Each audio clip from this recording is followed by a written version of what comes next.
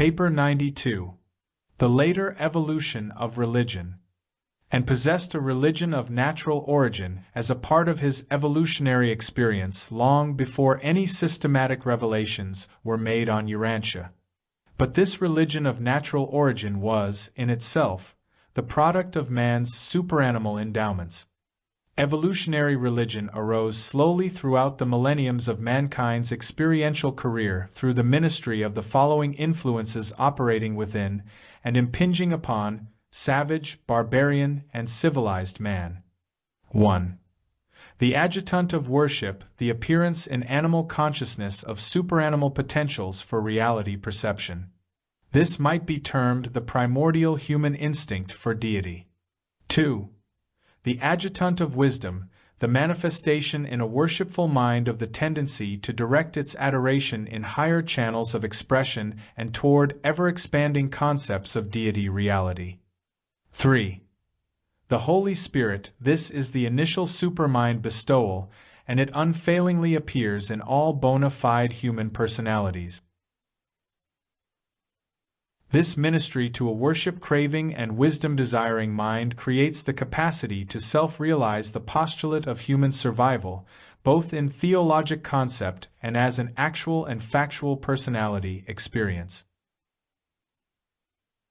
The coordinate functioning of these three divine ministrations is quite sufficient to initiate and prosecute the growth of evolutionary religion. These influences are later augmented by thought adjusters, seraphim, and the Spirit of Truth, all of which accelerate the rate of religious development. These agencies have long functioned on Urantia, and they will continue here as long as this planet remains an inhabited sphere. Much of the potential of these divine agencies has never yet had opportunity for expression. Much will be revealed in the ages to come as mortal religion ascends, level by level, toward the supernal heights of Urantia value and spirit truth. 1. The evolutionary nature of religion. The evolution of religion has been traced from early fear and ghosts down through many successive stages of development, including those efforts first to coerce and then to cajole the spirit. Tribal fetishes grew into totems and tribal gods. Magic formulas became modern prayers.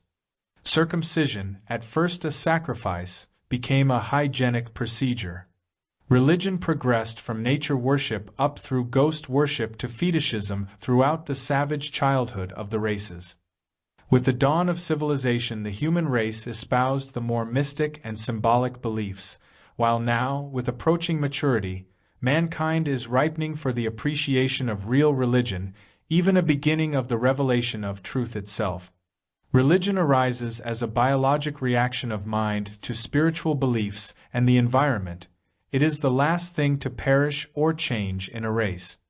Religion is society's adjustment, in any age, to that which is mysterious. As a social institution, it embraces rites, symbols, cults, scriptures, altars, shrines, and temples. Holy water, relics, fetishes, charms, vestments, bells, drums, and priesthoods are common to all religions. And it is impossible entirely to divorce purely evolved religion from either magic or sorcery. Mystery and power have always stimulated religious feelings and fears, while emotion has ever functioned as a powerful conditioning factor in their development. Fear has always been the basic religious stimulus. Fear fashions the gods of evolutionary religion and motivates the religious ritual of the primitive believers. As civilization advances, fear becomes modified by reverence, admiration, respect, and sympathy, and is then further conditioned by remorse and repentance. One Asiatic people taught that God is a great fear, that is the outgrowth of purely evolutionary religion. Jesus, the revelation of the highest type of religious living, proclaimed that God is love. 2. Religion and the mores.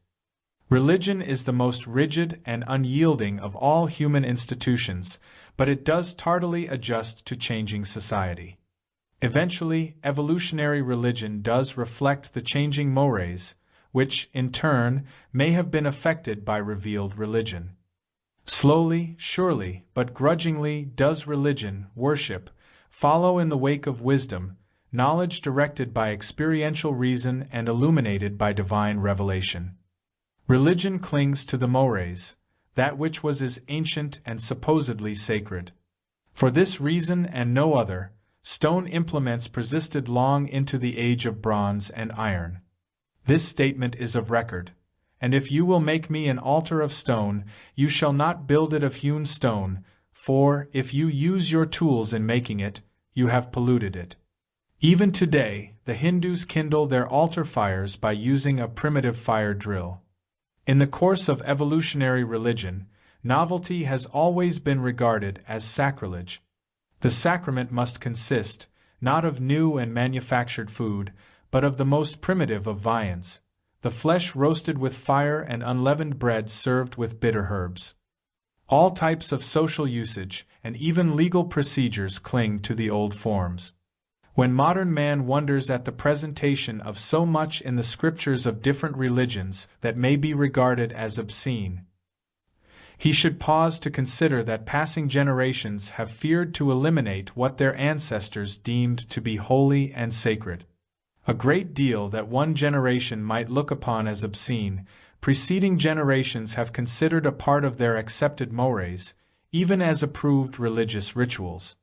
A considerable amount of religious controversy has been occasioned by the never-ending attempts to reconcile olden but reprehensible practices with newly advanced reason, to find plausible theories in justification of creedal perpetuation of ancient and outworn customs.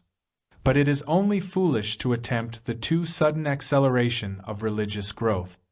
A race or nation can only assimilate from any advanced religion that which is reasonably consistent and compatible with its current evolutionary status, plus its genius for adaptation. Social, climatic, political, and economic conditions are all influential in determining the course and progress of religious evolution. Social morality is not determined by religion, that is, by evolutionary religion. Rather are the forms of religion dictated by the racial morality. Races of men only superficially accept a strange and new religion, they actually adjust it to their mores and old ways of believing. This is well illustrated by the example of a certain New Zealand tribe whose priests, after nominally accepting Christianity, profess to have received direct revelations from Gabriel to the effect that this selfsame tribe had become the chosen people of God and directing that they be permitted freely to indulge in loose sex relations and numerous other of their olden and reprehensible customs, and immediately all of the new-made Christians went over to this new and less exacting version of Christianity. Religion has at one time or another sanctioned all sorts of contrary and inconsistent behavior, has at some time approved of practically all that is now regarded as immoral or sinful. Conscience, untaught by experience and unaided by reason, never has been and never can be a safe and unerring guide to human conduct. Conscience is not a divine voice speaking to the human soul.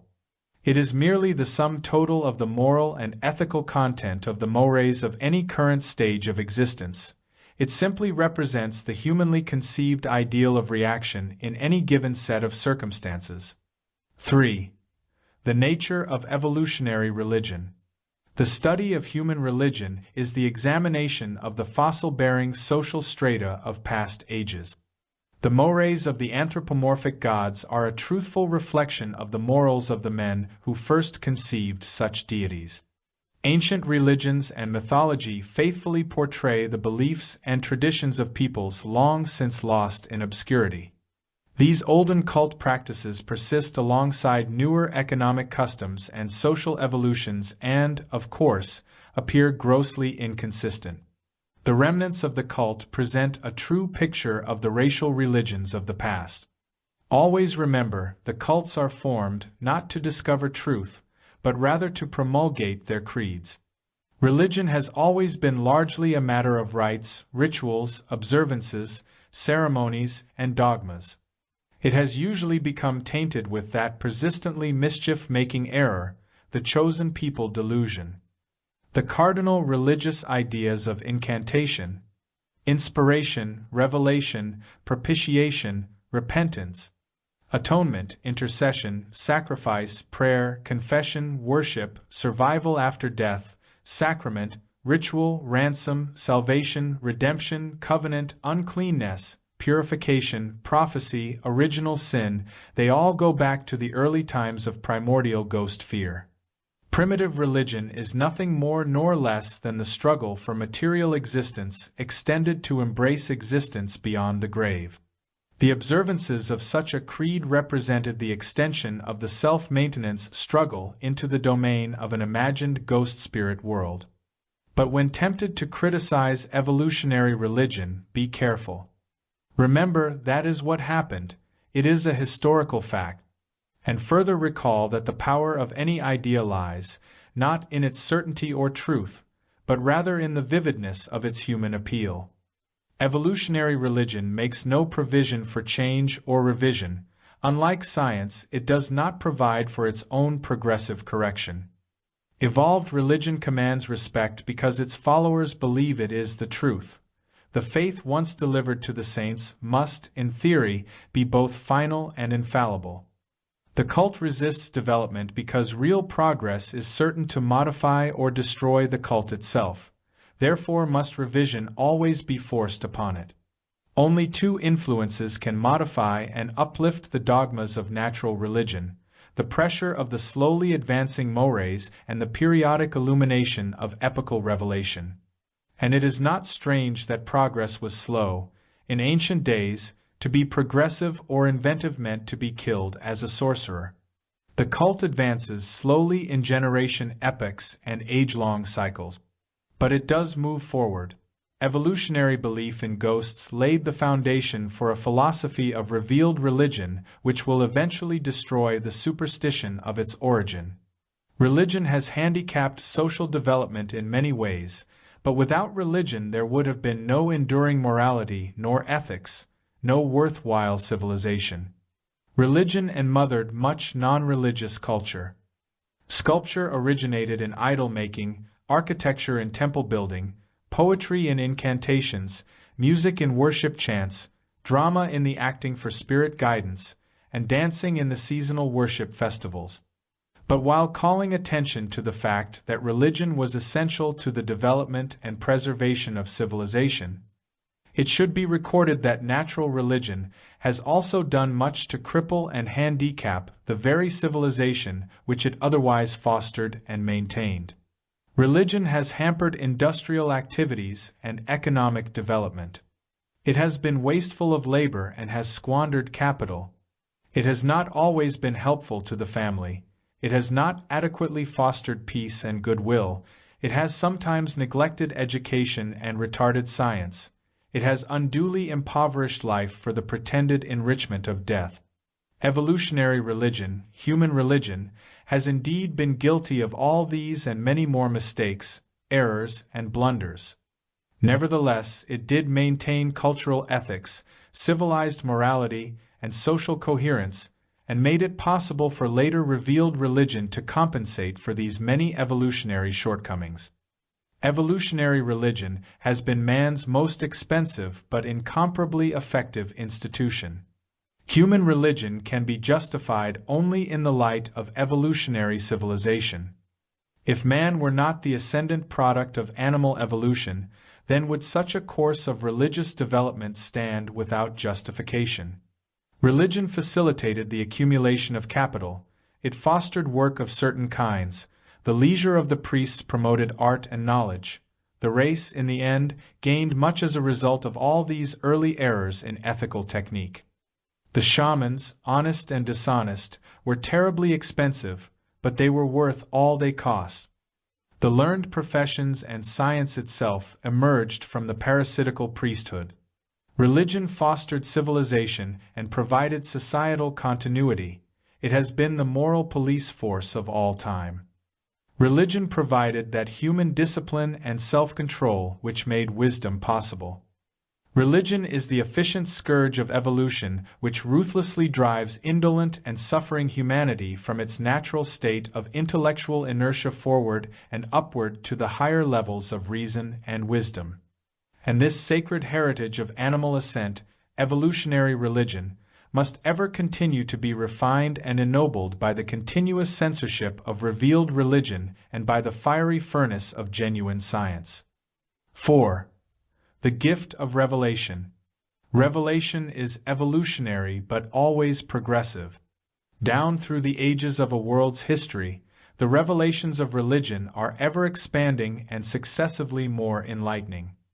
It is the mission of revelation to sort and censor the successive religions of evolution. But if revelation is to exalt and upstep the religions of evolution, then must such divine visitations portray teachings which are not too far removed from the thought and reactions of the age in which they are presented. Thus must and does revelation always keep in touch with evolution. Always must the religion of revelation be limited by man's capacity of receptivity. But regardless of apparent connection or derivation, the religions of revelation are always characterized by a belief in some deity of final value and in some concept of the survival of personality identity after death. Evolutionary religion is sentimental, not logical. It is man's reaction to belief in a hypothetical ghost spirit world, the human belief reflex, excited by the realization and fear of the unknown. Revelatory religion is propounded by the real spiritual world. It is the response of the superintellectual cosmos to the mortal hunger to believe in and depend upon the universal deities. Evolutionary religion pictures the circuitous gropings of humanity in quest of truth. Revelatory religion is that very truth. There have been many events of religious revelation, but only 5 of epochal significance. These were as follows. 1. The Dalmatian teachings. The true concept of the first source and center was first promulgated on Urantia by the 100 corporeal members of Prince Caligastia's staff. This expanding revelation of deity went on for more than 300,000 years until it was suddenly terminated by the planetary secession and the disruption of the teaching regime. Except for the work of Van, the influence of the Dalmatian revelation was practically lost to the whole world. Even the Nodites had forgotten this truth by the time of Adam's arrival. Of all who received the teachings of the 100, the red men held them longest, but the idea of the Great Spirit was but a hazy concept in Amerindian religion when contact with Christianity greatly clarified and strengthened it. 2. The Edenic teachings. Adam and Eve again portrayed the concept of the Father of all to the evolutionary peoples. The disruption of the first Eden halted the course of the Adamic revelation before it had ever fully started. But the aborted teachings of Adam were carried on by the Sethite priests, and some of these truths have never been entirely lost to the world. The entire trend of Levantine religious evolution was modified by the teachings of the Sethites. But by 2500 BC mankind had largely lost sight of the revelation sponsored in the days of Eden. 3. Melchizedek of Salem.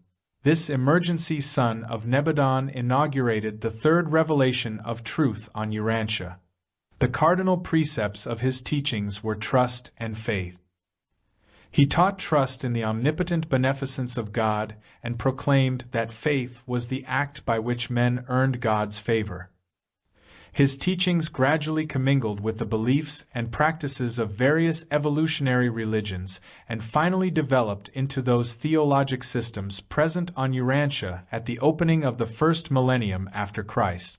4. Jesus of Nazareth. Christ Michael presented for the 4th time to Urantia the concept of God as the universal Father, and this teaching has generally persisted ever since. The essence of his teaching was love and service, the loving worship which a creature son voluntarily gives in recognition of, and response to, the loving ministry of God his Father. The free will service which such creature sons bestow upon their brethren in the joyous realization that in this service they are likewise serving God the Father. 5. The Urantia Papers. The papers, of which this is one, constitute the most recent presentation of truth to the mortals of Urantia. These papers differ from all previous revelations, for they are not the work of a single universe personality but a composite presentation by many beings.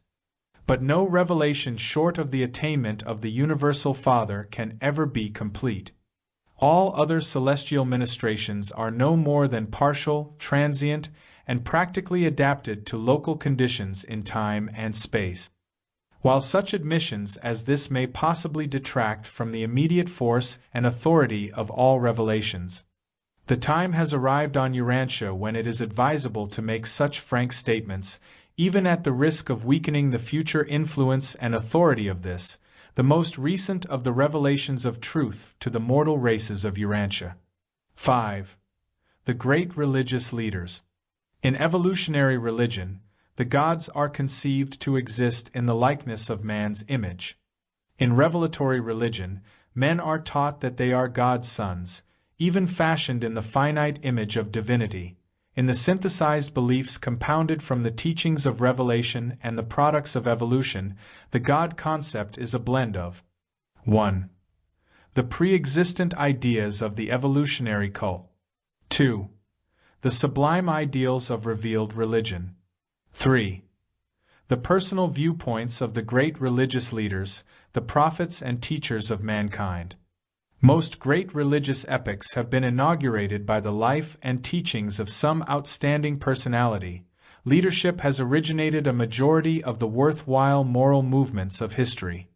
And men have always tended to venerate the leader, even at the expense of his teachings, to revere his personality, even though losing sight of the truths which he proclaimed. And this is not without reason. There is an instinctive longing in the heart of evolutionary man for help from above and beyond. This craving is designed to anticipate the appearance on Earth of the planetary prince and the later material sons. On Urantia man has been deprived of these superhuman leaders and rulers, and therefore does he constantly seek to make good this loss by enshrouding his human leaders with legends pertaining to supernatural origins and miraculous careers. Many races have conceived of their leaders as being born of virgins. Their careers are liberally sprinkled with miraculous episodes, and their return is always expected by their respective groups. In Central Asia, the tribesmen still look for the return of Genghis Khan. In Tibet, China, and India it is Buddha. In Islam it is Muhammad. Among the Amorins it was Hizunanin Anamonalantan. With the Hebrews it was, in general, Adam's return as a material ruler. In Babylon the god Marduk was a perpetuation of the Adam legend, the son of God idea, the connecting link between man and God. Following the appearance of Adam on earth, so-called sons of God were common among the world races. But regardless of the superstitious awe in which they were often held, it remains a fact that these teachers were the temporal personality fulcrums on which the levers of revealed truth depended for the advancement of the morality, philosophy, and religion of mankind. There have been hundreds upon hundreds of religious leaders in the million-year human history of Urantia, from Onagar to Guru Nanak. During this time there have been many ebbs and flows of the tide of religious truth and spiritual faith, and each renaissance of Urantian religion has, in the past, been identified with the life and teachings of some religious leader. In considering the teachers of recent times, it may prove helpful to group them into the 7 major religious epochs of post-Adamic Urantia. 1. The Sethite period. The Sethite priests, as regenerated under the leadership of Amosad, became the great post-Adamic teachers. They functioned throughout the lands of the Andites, and their influence persisted longest among the Greeks, Sumerians, and Hindus.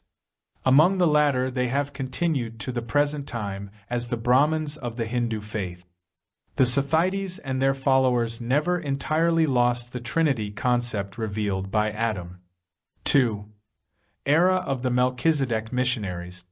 Urantia religion was in no small measure regenerated by the efforts of those teachers who were commissioned by Mashiventa Melchizedek, when he lived and taught at Salem almost 2,000 years before Christ. These missionaries proclaimed faith as the price of favor with God, and their teachings, though unproductive of any immediately appearing religions, nevertheless formed the foundations on which later teachers of truth were to build the religions of Urantia. 3. The post-Melchizedek era. Though Amenemope and Akhenaten both taught in this period, the outstanding religious genius of the post-Melchizedek era was the leader of a group of Levantine Bedouins and the founder of the Hebrew religion, Moses. Moses taught monotheism. Said he, "Hear, O Israel, the Lord our God is one God. The Lord He is God. There is none beside Him." He persistently sought to uproot the remnants of the ghost cult among his people, even prescribing the death penalty for its practitioners. The monotheism of Moses was adulterated by his successors, but in later times they did return to many of his teachings. The greatness of Moses lies in his wisdom and sagacity. Other men have had greater concepts of God, but no one man was ever so successful in inducing large numbers of people to adopt such advanced beliefs. 4. The 6th century before Christ. Many men arose to proclaim truth in this, one of the greatest centuries of religious awakening ever witnessed on Urantia. Among these should be recorded Gautama, Confucius, Lao Tzu, Zoroaster, and the Jainist teachers. The teachings of Gautama have become widespread in Asia, and he is revered as the Buddha by millions. Confucius was to Chinese morality what Plato was to Greek philosophy, and while there were religious repercussions to the teachings of both, strictly speaking, neither was a religious teacher. Lao Tzu envisioned more of God in Tao than did Confucius in humanity or Plato in idealism. Zoroaster, while much affected by the prevalent concept of dual spiritism, the good and the bad, at the same time definitely exalted the idea of one eternal deity and of the ultimate victory of light over darkness. 5. The 1st century after Christ. As a religious teacher, Jesus of Nazareth started out with the cult which had been established by John the Baptist and progressed as far as he could away from fasts and forms. Aside from Jesus, Paul of Tarsus and Philo of Alexandria were the greatest teachers of this era. Their concepts of religion have played a dominant part in the evolution of that faith which bears the name of Christ. 6. The 6th century after Christ. Muhammad founded a religion which was superior to many of the creeds of his time. His was a protest against the social demands of the faiths of foreigners and against the incoherence of the religious life of his own people. 7. The 15th century after Christ. This period witnessed two religious movements: the disruption of the unity of Christianity in the Occident and the synthesis of a new religion in the Orient. In Europe, institutionalized Christianity had attained that degree of inelasticity which rendered further growth incompatible with unity. In the Orient, the combined teachings of Islam, Hinduism, and Buddhism were synthesized by Nanak and his followers into Sikhism, one of the most advanced religions of Asia. The future of Urantia will doubtless be characterized by the appearance of teachers of religious truth, the fatherhood of God, and the fraternity of all creatures. But it is to be hoped that the ardent and sincere efforts of these future prophets will be directed less toward the strengthening of interreligious barriers and more toward the augmentation of the religious brotherhood of spiritual worship among the many followers of the differing intellectual theologies which so characterize Urantia of Satania. 6. The composite religions. 20th century Urantia religions present an interesting study of the social evolution of man's worship impulse. Many faiths have progressed very little since the days of the ghost cult. The Pygmies of Africa have no religious reactions as a class, although some of them believe slightly in a spirit environment. They are today just where primitive man was when the evolution of religion began. The basic belief of primitive religion was survival after death. The idea of worshipping a personal god indicates advanced evolutionary development, even the first stage of revelation.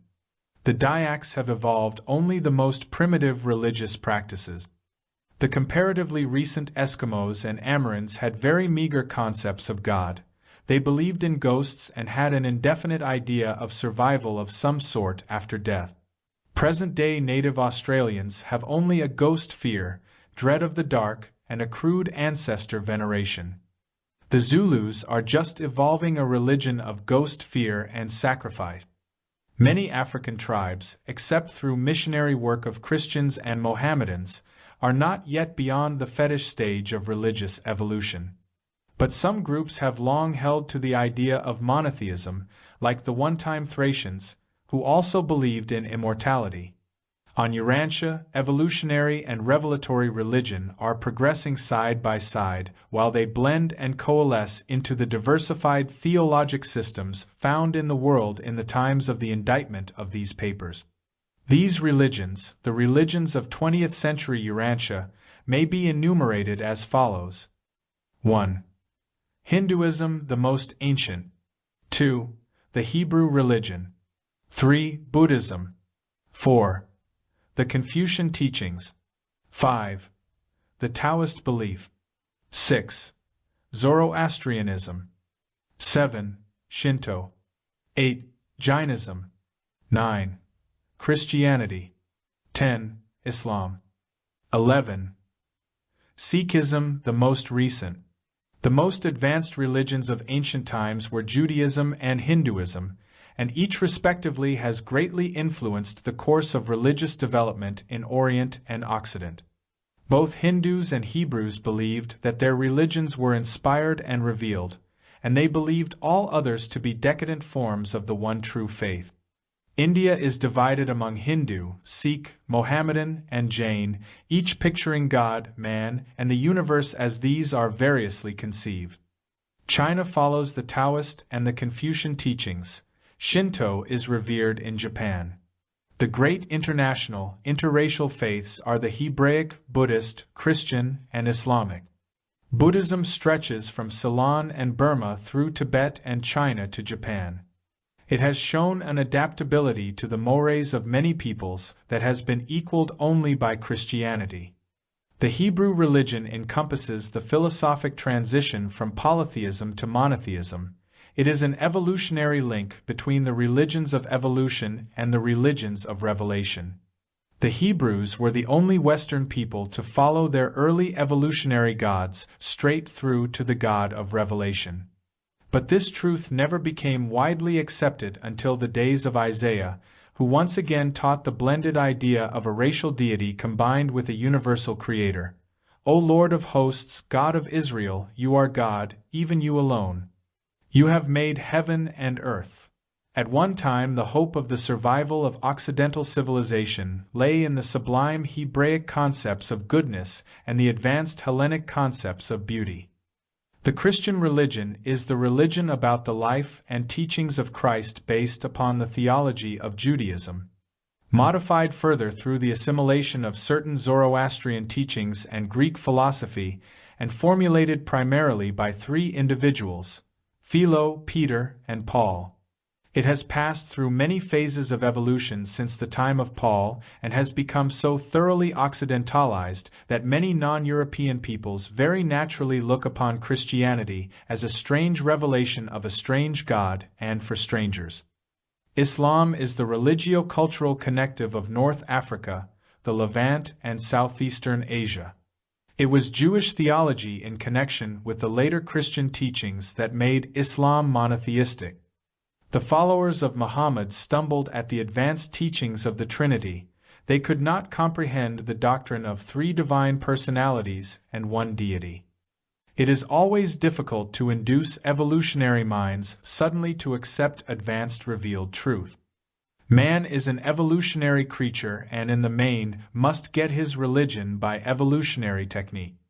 Ancestor worship one time constituted a decided advance in religious evolution. But it is both amazing and regrettable that this primitive concept persists in China, Japan, and India amidst so much that is relatively more advanced, such as Buddhism and Hinduism. In the Occident, ancestor worship developed into the veneration of national gods and respect for racial heroes. In the 20th century, this hero-venerating nationalistic religion makes its appearance in the various radical and nationalistic secularisms which characterize many races and nations of the Occident. Much of this same attitude is also found in the great universities and the larger industrial communities of the English-speaking peoples.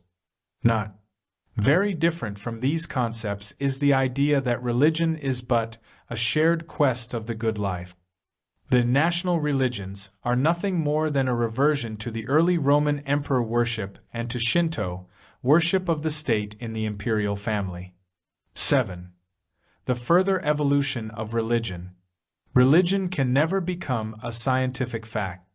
Philosophy may, indeed, rest on a scientific basis, but religion will ever remain either evolutionary or revelatory, or a possible combination of both, as it is in the world today. New religions cannot be invented. They are either evolved or else they are suddenly revealed. All new evolutionary religions are merely advancing expressions of the old beliefs, new adaptations and adjustments. The old does not cease to exist. It is merged with the new, even as Sikhism budded and blossomed out of the soil and forms of Hinduism, Buddhism, Islam, and other contemporary cults. Primitive religion was very democratic. The savage was quick to borrow or lend. Only with revealed religion did autocratic and intolerant theologic egotism appear. The many religions of Urantia are all good to the extent that they bring man to God and bring the realization of the Father to man. It is a fallacy for any group of religionists to conceive of their creed as the truth. Such attitudes bespeak more of theological arrogance than of certainty of faith. There is not a Urantia religion that could not profitably study and assimilate the best of the truths contained in every other faith, for all contain truth. Religionists would do better to borrow the best in their neighbor's living spiritual faith rather than to denounce the worst in their lingering superstitions and outworn rituals. All these religions have arisen as a result of man's variable intellectual response to his identical spiritual leading. They can never hope to attain a uniformity of creeds, dogmas, and rituals. These are intellectual. But they can, and some day will, realize a unity in true worship of the Father of all, for this is spiritual, and it is forever true, in the Spirit all men are equal. Primitive religion was largely a material value consciousness, but civilization elevates religious values, for true religion is the devotion of the self to the service of meaningful and supreme values. As religion evolves, ethics becomes the philosophy of morals, and morality becomes the discipline of self by the standards of highest meanings and supreme values, divine and spiritual ideals. And thus religion becomes a spontaneous and exquisite devotion, the living experience of the loyalty of love. The quality of a religion is indicated by 1. Level values, loyalties. 2. Depth of meanings, the sensitization of the individual to the idealistic appreciation of these highest values. 3. Consecration intensity, the degree of devotion to these divine values. 4. The unfettered progress of the personality in this cosmic path of idealistic spiritual living, realization of sonship with God and never-ending progressive citizenship in the universe. Religious meanings progress in self-consciousness when the child transfers his ideas of omnipotence from his parents to God. And the entire religious experience of such a child is largely dependent on whether fear or love has dominated the parent-child relationship. Slaves have always experienced great difficulty in transferring their master fear into concepts of God-love. Civilization, science, and advanced religions must deliver mankind from those fears born of the dread of natural phenomena. And so should greater enlightenment deliver educated mortals from all dependence on intermediaries in communion with deity. These intermediate stages of idolatrous hesitation in the transfer of veneration from the human and the visible to the divine and invisible are inevitable. but they should be shortened by the consciousness of the facilitating ministry of the indwelling divine spirit. Nevertheless, man has been profoundly influenced, not only by his concepts of deity, but also by the character of the heroes whom he has chosen to honor. It is most unfortunate that those who have come to venerate the divine and risen Christ should have overlooked the man, the valiant and courageous hero, Joshua ben Joseph. Modern man is adequately self-conscious of religion, but his worshipful customs are confused and discredited by his accelerated social metamorphosis and unprecedented scientific developments. Thinking men and women want religion redefined, and this demand will compel religion to reevaluate itself. Modern man is confronted with the task of making more readjustments of human values in one generation than have been made in 2,000 years. And this all influences the social attitude toward religion, for religion is a way of living as well as a technique of thinking. True religion must ever be, at one and the same time, the eternal foundation and the